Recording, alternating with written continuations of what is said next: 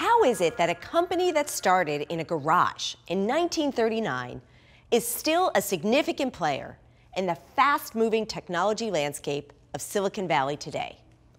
Webb McKinney was a key executive at Hewlett Packard for many years.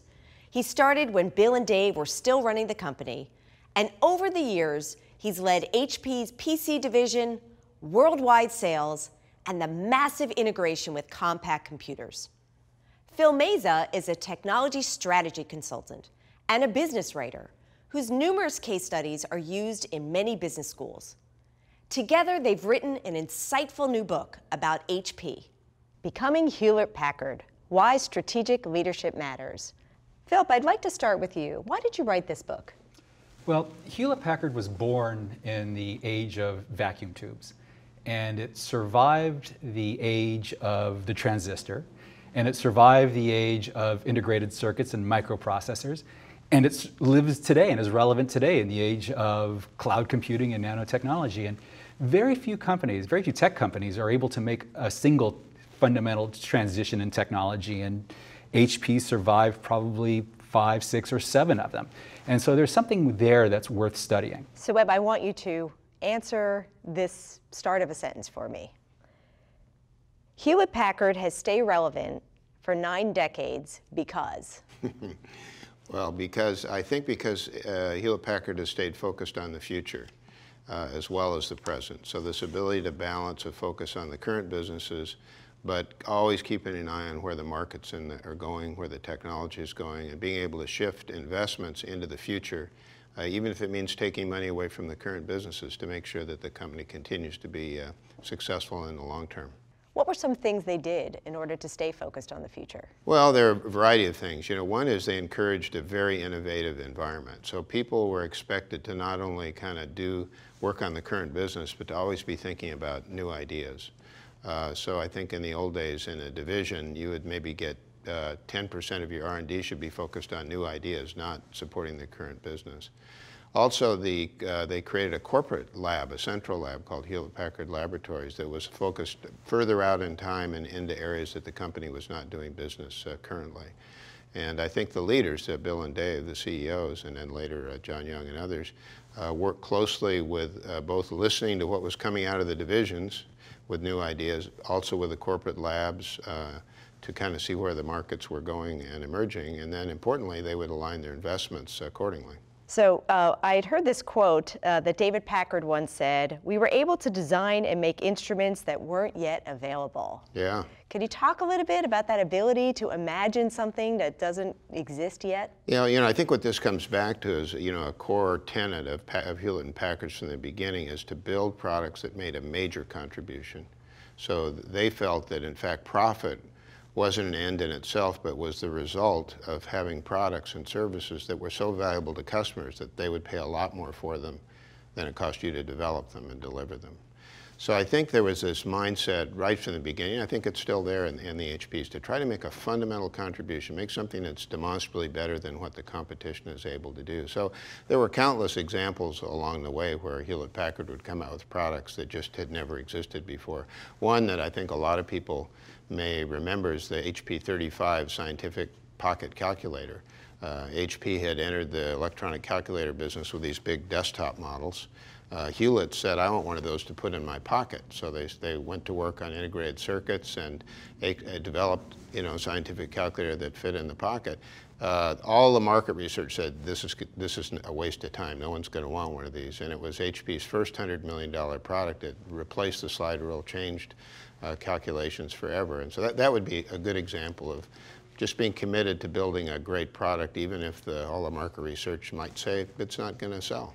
That is such a great story and really speaks to the vision of the founders. And I think what is so critical is a point of view, having a point of view about something that's needed. For example, I need this calculator to fit in my pocket, even when there isn't data or research to back it up, that this in fact will be a successful product. No, that's right. And by the way, a follow-on, many years later when HP got into more commoditized businesses like PCs, that sort of challenged this cultural touchstone of make a demonstrably better product. But I worked in the PC business for HP, and we still were committed to building a better product.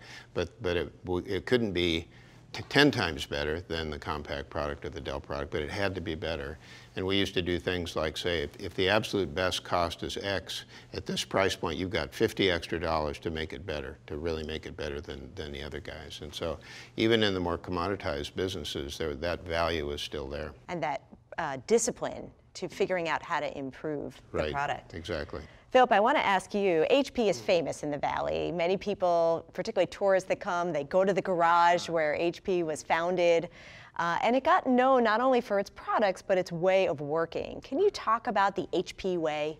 The HP way, yeah. That's, a lot of people think, and they're right, that's the secret sauce for Hewlett Packard. What the HP way started was as corporate objectives. And it was just a handful of corporate objectives that Bill and Dave and the top 50 employees hit on in 1957, just before the company went public. And Bill and Dave and the top 50 executives went out to Sonoma and they spent a weekend out there and they basically hammered out what kind of company are we going to be and what's our philosophy going to be going forward. And what they came back with was really just a handful of objectives. And one objective was to make products that had meaningful contributions, that Webb was describing. But the rest of the objectives really dealt with values, and they dealt with people, and they dealt with HP's people, and the fact that they expected all of the people to act with integrity, that they were going to trust their people, and that people were really the most important part of Hewlett Packard going forward. So it was very values-based. So that's so interesting that a technology-driven company spent probably more time thinking about their people and the kind of people that they wanted to work there and how they would support them. That's right, and we argue that the values of the organization were a key part of the strategic leadership competency that they had, and that helped the company survive as long as it has. Do you see organizations doing that now, newer companies that are coming up, taking the time to really think through the kind of values that they care about? You know, some do. The new organizations, it's hard to tell because they haven't been proven yet. But we are seeing some companies that really do seem to have those kinds of values, or at least they seem to be instilling those kinds of values. I'm thinking of, Amazon is an interesting example, and there are others as well, Google. Your latest book talks about the strategic framework, the leadership elements that went into making HP. I wonder, Webb, could you talk about the 4 that you outline in your new book? I think, and I think these are universal principles, by the way, but I think HP did this very well, certainly through most of its life. One is the CEO has to demonstrate very strong top-down strategic leadership. So they have to be able to see the market, to see the technology, to see the opportunities, to move around assets and acquire assets as required to keep the company successful from the top. Equally important, I think, particularly in technology companies, is to be able to access all the bottom-up innovation that's happening in the company. So you have all these smart engineers and scientists and marketing people who are closer to the markets and closer to the technology than you are. And those opportunities are bubbling up. They're things you may not have thought of in the corner office, but they're bubbling up, and there's oftentimes the great opportunities come from there. I mean, a good example would be the laser jet.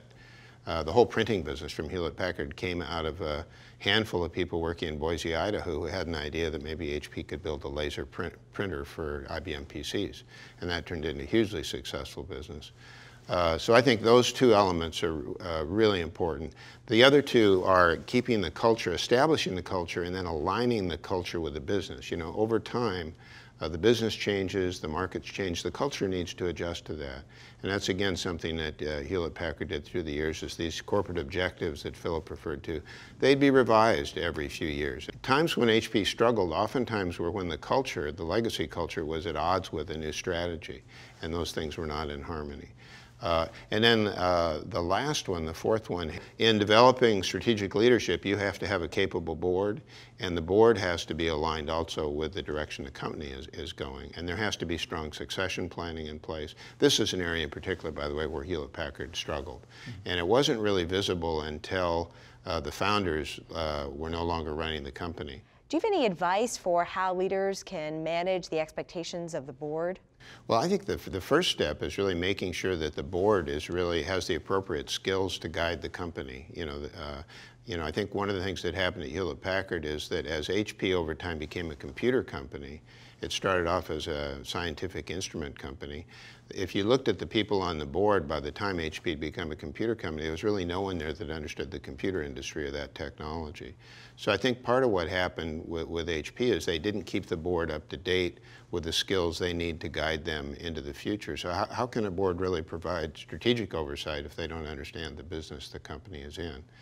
Similarly, I think one of the big learnings from HP is the lack of effective succession planning. HP's now has gone through 4 successive outside CEOs. So clearly, they stopped creating the talent internally to lead the company. And I think that's led to a lot of unnecessary problems for the company. Silicon Valley is also known for celebrating failures or not having a failure being the end of your career.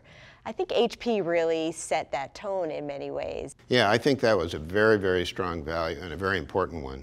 For me as a young engineer coming into the company, it was very clear from the beginning that not everything you tried was going to work, that if you failed for the right reason, that was okay.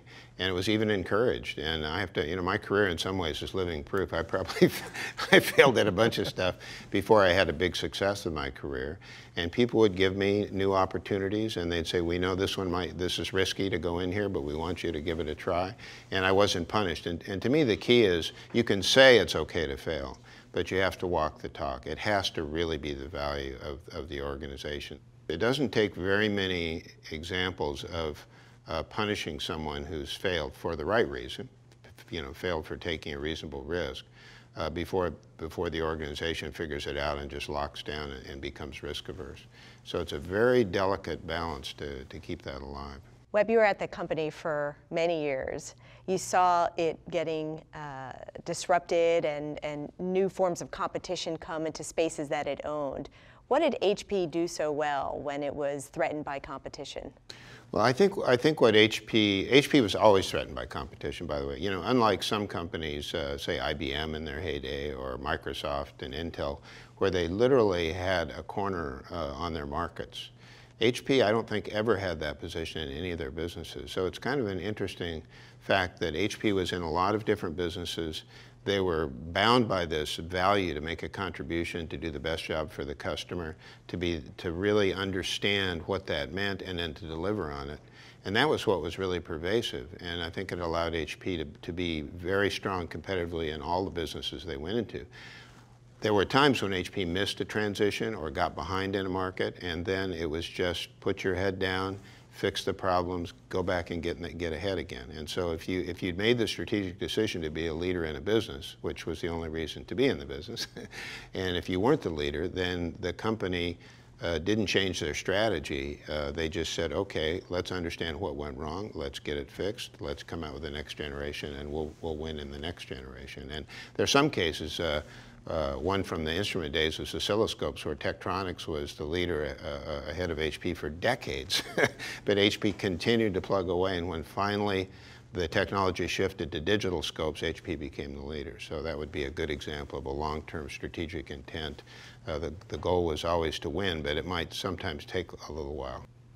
I think that's really helpful. Sometimes we hear with all this disruption and disruption and disruption that the history is irrelevant. And in fact, there's so many lessons, particularly around leadership and the humans that are going through that disruption, that might help us understand how to prepare for that change. At HP, for going on their 9th decade now, it comes down to lasting values. The technologies change. We talked about vacuum tubes and transistors and so forth. But what doesn't change are the lasting values. And that's what Bill and Dave instilled in 1939 in the company. And that's what, in its best moments, HP still has.